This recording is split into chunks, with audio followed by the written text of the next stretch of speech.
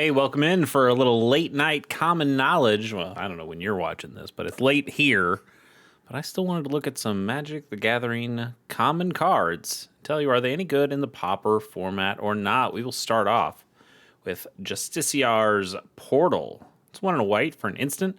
Exile target creature you controlled and return that card to the battlefield under its owner's control. It gains first strike until end of turn. This is fine. Blink effects are cool. You can do all sorts of cool stuff with blink effects. This one specifically says target creature you control, so you can't do the most fun things, which is blinking your opponent's creatures and removing them from combat or something, or blinking their token and it just goes out of existence entirely.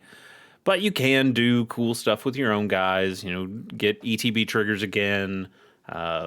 If you've got the classic one with Mole Drifter, if you cast a Mole Drifter for the evoke cost, it comes in, it draws you 2 cards, it's about to sacrifice itself to the evoke, and then in response to that, you blink your own Mole Drifter, it blinks out, it comes back in, it draws you another couple cards, but now it's in there permanently, so now you just get to keep the 2/2 flyer. Lots of cool tricks that you can do. The problem is that you got another card that just does this better. That's kind of the name of the game in Pauper. There's kind of one card that does the effect the best, and then the other cards just go, well, we're a little slightly worse. So you can just take a look at Ephemerate here, and you go, wow, that kind of does the same thing without the first strike. And the first strike's not the biggest deal. We'll check back in on Justiciar's Portal here in a second, but the idea that Ephemerate for a single white mana can exile your creature and do that. It does the same effect, basically. And then it gets rebound, so the next turn, it gets to do it again. So that your Mole Drifter now draws you 6 cards over the course of those 2 turns, rather than just the 4. Ephemerate's good. That's why Ephemerate costs this much. Ephemerate, hell of a card. Justiciar's Portal costs this much. And being twice as much to cast, that doesn't help things out. The interesting thing is that it does give the creature first strike. So what you can do is it almost kind of gives your creature pseudo vigilance. It's an untap effect basically, because you'll blink your tapped creature and then you blink it out, and when it blinks back in, it comes in untapped, unless the creature has to come in tapped for some reason, which doesn't happen too often. But it comes back into play, it's untapped, it gains first strike, and now you can block an opponent, maybe a surprise block, and the first strike helps you to make that block good on your end. You don't have to trade, you just get a nice kill out of it. That's cool. I just like that. But I think that part of the effect is a decent amount of an edge case, where you're not really using this effect for that purpose, or not mainly for that purpose. And if that's the case, you want to play something like Ephemerate that just does that effect at half the cost, and the thing that you'd really use it for, which is just the blinking effect, you can use easier. So Justiciar's Portal, not honestly the best card. I still like it. I still just like blink effects, especially when they're at common. I think they're just fun. But what do we give it as a score? I don't know. Let's give it a 3. I think blink effects are cool enough and useful enough and versatile enough that it's going to be hard to give them less than a 3 from me. I'll bump it up a little bit more, 3.2. I think this is a cool card. Pyre Spawn is 4 in double red for a 6/4 elemental. When any creature dies, or when this creature dies, it deals 3 damage to any target. So you get a Craw Worm with a little upside. Same cost as a Craw Worm, except Craw Worm is double green, not double red. Same stats as a Craw Worm. Elementals, I suppose that's a better creature type than Worm. Yeah, because you get like the Lorwyn stuff, then that had some kindred, tribal, typal stuff with elementals. So there probably is some stuff you can do with elementals, like a Smoke Braider works with the Pyre Spawn, wouldn't work with a Craw Worm. But I don't know. This is pretty normal. I think when you pay 6 mana for something, having 4 toughness is it's asking a lot. It's not giving you a lot for what you paid for it. There's a reason why Crawworm was in alpha, and we've come a long way since Crawworm. And this card, it's basically just a Crawworm. 3 damage to any target's not nothing. You know, if your opponent has a 9 toughness creature, this deals 6 damage to it, it dies, and then you deal that last 3 damage to it and kills it. Okay. I guess it's nice as a, hey, here's my big guy, and what are you going to do about it? Even if you kill it, it's still going to do 3 damage to you. It's like a nice bonus, but it's kind of just a Crawworm. And I love Crawworm. Don't get me wrong. Crawworm, one of my favorite cards of all time. You know, let's just look at it so I can look at the pretty card. I'd give Crawworm a really good score. It doesn't deserve it. This Crawworm's fine, but no. We want the good stuff. We want this Crawworm. Look at that guy. Just look at that guy. Anyway, Crawworms. Yeah, I don't like this guy. I don't really like this guy at all. I'm going to give him a 1.8. And that might even be a little high. Oh, speaking of cards I like, Krosan Tusker. 7 mana, 5 and double green for a 6/5. So slightly better than a Crawworm, but it still costs more than a Crawworm. That's rough. But you get a 6/5 Boar Beast, but he also has cycling for 2 and a green, which means you can discard this card and draw a card. But when you cycle this card, you may search your library for a basic land card, reveal that card, put it in your hand, and then shuffle. So if you cycle, you actually get 2 cards, which is why the cycling cost is higher than it usually is. It's kind of a discard 1, draw 2. Red does that all the time in Pauper. Usually that effect only costs them 2, but green can now kind of do that. And you put a pretty decently sized creature in the graveyard if you wanted to do some dredge shenanigan stuff. You could do this. The problem is that the Generous Ent's just right there and does things better. just kind of does things completely better than this. But this can be any basic land card, not just a forest. And that's kind of cool. Like, it is a bit of a mana fixer. And then if for whatever reason you did have 7 mana, you just get to play a vanilla 6/5 out there. I love Krosan Tusker originally from... Is it Onslaught? I think it is Onslaught. It is. God, I love this card. I do love this card. I don't think it's a particularly good card, but it's a card I have a lot of affection for. And then there's another Krosan card in Onslaught. It's like a 9/9. I think it's got Morph. Krosan Colossus, yeah, that's the one. 9/9 with Morph. I like this guy too, but I don't think it's because they're particularly good cards. I just really like them. And man, Krosan Tusker, what a card. What a card. What do you give it?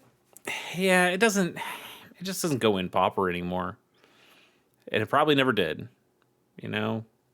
Maybe before Lord of the Rings, and I wasn't playing Pauper before Lord of the Rings. I had taken a very long break from Magic from between the end of Lorwyn block. So what is that? Eventide, Morningtide, and then all the way up to Lord of the Rings, because my friend loves Lord of the Rings, so he got me back into the game. And then I discovered, wait a minute, now we have all these formats. There's Commander, and there's Modern, and there's pre-modern, and there's Pauper. And I started just getting back into Magic again. And it's really cool. It's really cool to see some of these old cards that still kind of work. And I think this card could work if Generous Ent, if Troll of Khazad-dûm weren't things. I think you could find a way to make this work in a dredge list. But not anymore. Not anymore. So I'm going to give it a 2.2, and I think at least 0.2 of that is for nostalgia's sake. But man, I certainly do love a Krosan Tusker. Onulet is 3 mana for an artifact creature that is a construct. When this creature dies, you gain 2 life, and it's a 2/2. Is it Onulet? I think that's how you pronounce it. Man, one of those cards. It's always fun to see. Starts at uncommon, gets into rare. I don't know why this card would ever be rare. And then they go, yeah, this doesn't have to be rare. This can actually just be common. But only for an online set, and that's kind of a bummer. But also all the sets that it's actually in paper either have no set symbol or a black set symbol. So it doesn't matter. Nobody will know that this is not that your paper copy of Onulet is not actually a common. But they're not going to see your copy of Onulet because you better not put it in your deck. 3 mana for basically a vanilla 2/2. When it dies, you gain a couple life. Big whoop. That's just not very good. Any deck can play it, but no deck should. I'll give it a 1.3. You know, we can give it like a 1.4. It does gain you life. It does do something. But yeah, this is a pretty bad card. Chemist's Trick is Orzhov. Is it mana? Blue and a red for an instant. Target creature you control gets -2/-0 until end of turn and attacks this turn if able. And it has Overload for 3 in blue and red. So Overload, you may cast this spell for its Overload cost. If you do, you change the word target in its text to each. So it's each creature you don't control gets -2/-0 until end of turn and attacks this turn if able. So cool that it goads. Is goading before goading was a thing. But it goads and makes all the creatures smaller, allowing you to mess up the combat math. And there are situations where you don't have to do it to everybody. You use the Overload. You can just use the regular version, the single target version, and that can be somewhat useful as well. You know, -2 power is not incredible. If you can still certainly put yourself into a bad position. You know, if they've got a 6/6, okay, well now they have a 4/6, but it's still attacking in. 4/6s are still kind of hard to block, right? You have to use this really strategically and at really specific times to make it benefit you. And I think there just aren't enough of those times. The Overload's interesting in that it kind of guarantees. Well, I guess it doesn't guarantee. Because if your opponent's smart, they generally will play things on their second main phase. So you have to play this before combat because it's pointless if you don't do it before combat. Unless I guess there's something where you can kill a creature with power something or less, right? Because that won't require the combat.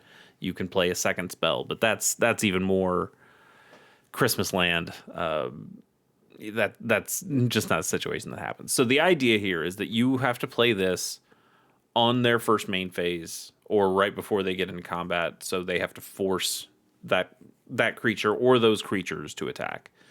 And what you'd like to do is force all their creatures to attack. All their creatures are pretty small.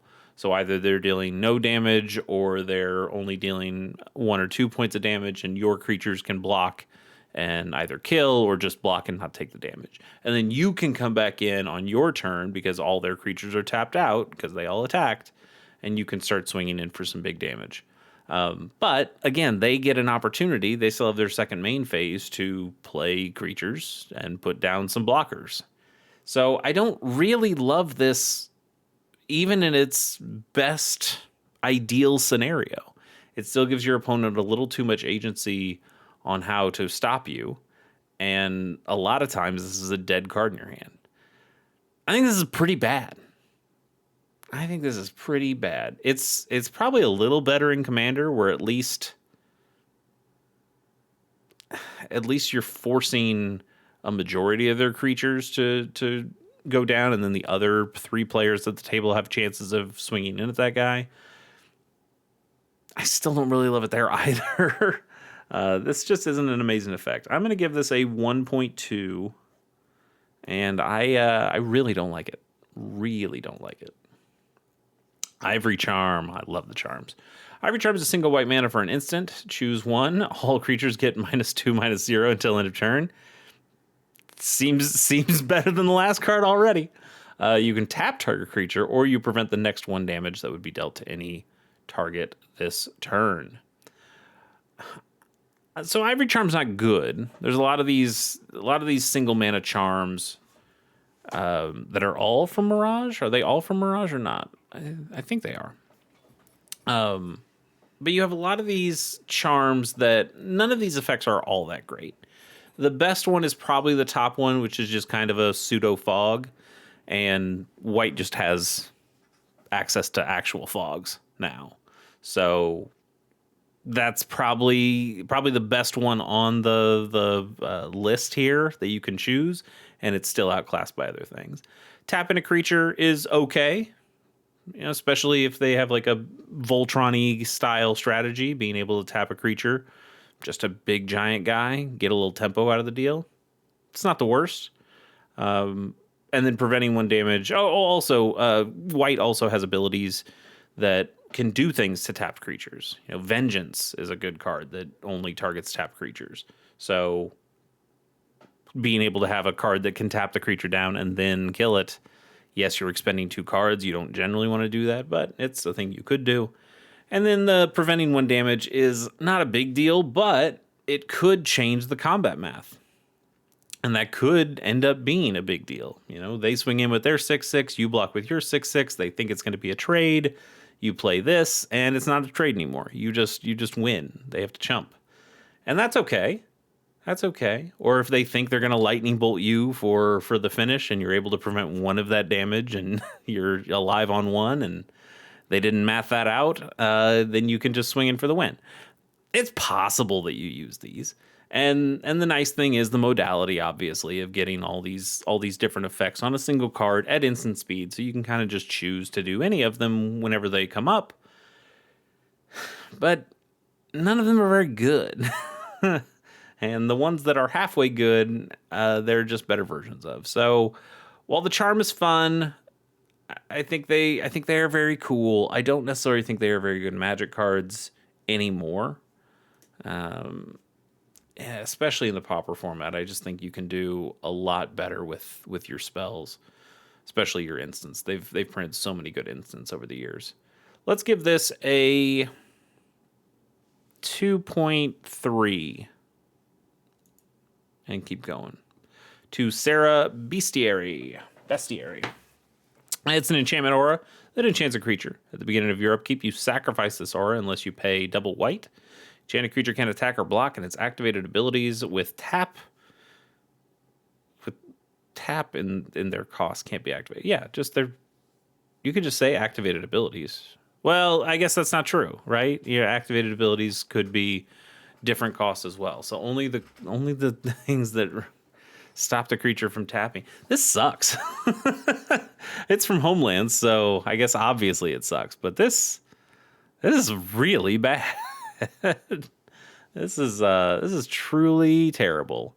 It's a pacifism effect that is in some ways slightly better than pacifism. They can't use their tap abilities, so this stops a Llanowar elf from being able to tap for mana. You see a lot of the Magic wording, the text on these kinds of abilities usually will say, they don't affect mana abilities, right?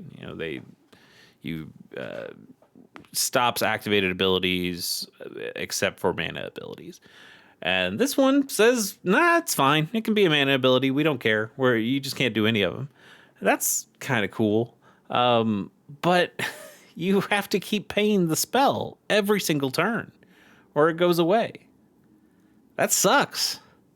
Do you want to spend 2 mana? Do you want to be down 2 mana every single turn after you play this card? No. No, you don't. This is a 1. This card's terrible. Get out of my face. There's so many other pacifism effects you can play, and you should play any of those instead. Icewind Elemental is 4 and a blue for a 3/4 elemental with flying. When this creature enters, you draw a card, then discard a card. You know what they say about air elementals? How they win games of limited. This is almost almost an air elemental, but it still probably does a pretty good job of it. I kind of wish they had just put air elemental into Foundations, but they probably thought that was too bad. Probably didn't think that card was enough. Actually, are there any vanilla creatures in Foundations? Yeah. There's a Savannah Lions is definitely in Foundations. So yeah, there's still vanilla creatures out there. You could have just put Air Elemental in Foundations, but you put out a guy that's a little worse, but also can loot, and looting's not terrible. You just never played in Pauper. There's no reason to, and you won't. You just won't. Let's give it a 1.5. Vine Snare, 2 and a green for an instant. Prevent all combat damage that will be dealt this turn by creatures with power 4 or less. Interesting. You know, there's plenty of fogs out there that cost 1 or 2 mana, and the Turbo Fog decks in Pauper will play those over this pretty much every time. But I like this for potentially, I don't know, maybe potentially like a Tron deck. So you have big creatures with power 4 or greater, and their damage wouldn't be prevented. So you can swing in, and your opponent makes a bunch of blocks. Maybe they even, try to triple or quadruple block one of your big guys, hoping that they can knock it all down. And then you Vine Snare and you prevent all the damage that those little creatures would deal. Your guy still does deal all the damage. That's obviously the ideal scenario there. And that's, we talk about edge cases. That's also a pretty big edge case. But it is still something that works against go wide decks, that if they do, you can use that defensively and not as an offensive tool, like I just mentioned. They all swing in with all their little 1/1s, and you go, okay, well, nothing. 1/1s don't do anything to me this turn because I have Vine Snare. I think overall, I would still just want to play more traditional fogs, and I wouldn't worry too much about this. I also don't play that many fogs. I'm not a Turbo Fog player. I like the 6th edition fog. I'm a guy who just likes the 6th edition fog. The art on the 6th edition fog is one of my favorites. Look at this. Look at that. Isn't that great? I guess it's not the 6th edition. It's Mirage. Yeah, the Mirage fog. But I remember the 6th edition one. Anyway, fog is a fun card. If we ever get to fog, I'll end up giving fog a pretty good score. But Vine Snare, I think we can give, I don't know, it's 3.1. Yeah, 3.1. All right. Final official card of the day is Emberhorn Minotaur. For 3 and a red, you get a 4/3 Minotaur Warrior. You may exert this creature as it attacks. When you do, it gets +1/+1 and gains menace until end of turn. An exerted creature won't untap during your next untap step. A creature with menace can't be blocked except by 2 or more creatures. Exert's an interesting ability, because Exert is really cool if you have ways of untapping the creature. Exert is really cool if you have a way to give vigilance to a creature, because then it doesn't untap, it doesn't tap, so it doesn't have to untap, and it's fine. You could just use the exertion every single turn. But when you don't have that, is it really worth it to have a 5/4 with menace for 1 turn? Or is it better to have a 4/3 for 2 turns? A vanilla 4/3 for 2 turns? And that's my problem with Exert, is I think more often than not, I'm going to end up choosing the mode that doesn't exert the creature? And then why would it have the ability in the first place? And I think you're also probably overpaying a little bit for this creature, knowing that it does have that exert ability that might make it stronger. So I feel like I'm just kind of overpaying for a 4/3. And unless I'm actually killing the opponent that turn, I don't really feel the need to exert. Yeah, I have a tricky history with that with that mechanic. It's not one I love, even though I can see the value, especially if you have ways of untapping or giving vigilance. Red, not the color known to do either of those things, and most of the exert is in red. So you'll have to splash another color, which is fine. You can certainly do that. But I haven't really seen one of these exert creatures with an ability that I went, oh, whoa, I need to play some way to, I need to find some way to give this creature vigilance because I want to play this card so bad. Most of the times when I see an exert card, I go, it's fine, I guess. And when I look at this one, I go, it's fine, I guess. Let's go for a 2.1. I'm just, I don't know. Not a huge fan of what it's trying to do here. I don't really see the deck that wants to play it, and that's rough. that's not going to get you a good score here when you got that going against you. Let's do a bonus card and then get out of here. It's Kithkin Billy Rider, 2 and a white for a 1/3 Kithkin Knight with double strike. It's fine. You know? Double strike's great ability, obviously. 1/3 allows this to block some stuff halfway decently. 3 toughness keeps it alive. Or even if you're attacking in, you feel like you can attack in, and it's not a huge deal. But with the double strike, you're probably gonna kill things before they're able to hit you anyway. And then if you load this thing up with equipment or auras, it gets even better. But you're probably not going to do that because we have dedicated decks with auras and equipment, and those decks don't play this. They're going to play, Bogle style creatures or the heroic style creatures that can just do a little bit more. It is still, a 1/3 for 3 mana, even if it's effectively kind of attacks like a 2/3 because of the double strike. It's fine. It's fine. But it's a creature with double strike, and there are not that many creatures with double strike in Pauper. You want to take a look? Let's take a look. Creature, how many? Just take a guess. Take a guess. Put it in the comments below if you want to. How many creatures do you think have? I got to spell it right. Double strike that are legal in Pauper. I'm going to guess that there are under 20. And I think it's probably going to be even closer to 15. We'll see. 17. Wow, look at me. Look at me. Taking guesses there. And some of these guys don't even have full double strike. This guy, you got to pay mana to get double strike. This guy, you got to pay mana to double strike. So if we're really talking about guys who have double strike, let's say you either have it vanilla or in the way of this Garrison Sergeant can have like a conditional one, but that you can just keep it. So that's 1, 2, 3. Completing a dungeon's asking quite a bit. 4. That's just until end of turn. 5, 6, 7, 8,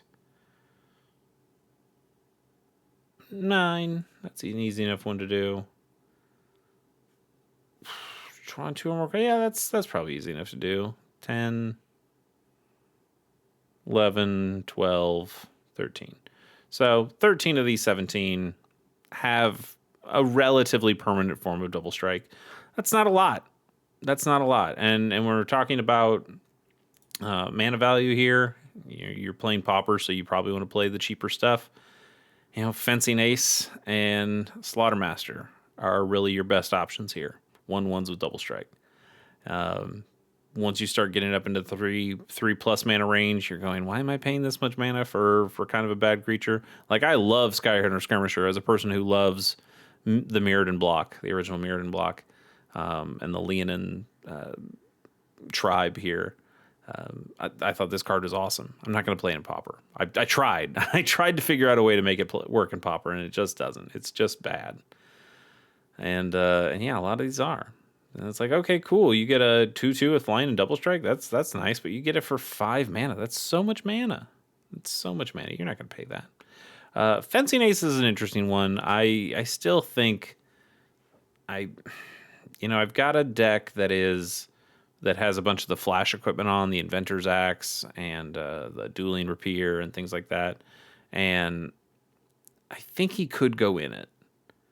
I think he could. But I think when you're spending 2 mana, there's some other creatures that do that just a little that do that job a little bit better. But still, Double Strike's pretty good. Double Strike is pretty good. Anyway, that's neither here nor there. Kithkin Billy Rider, I don't know, 2.8, I guess. Double Strike does do a lot of the heavy lifting there, but it's still not that incredible. Thanks for joining me on this one. We will see you next time.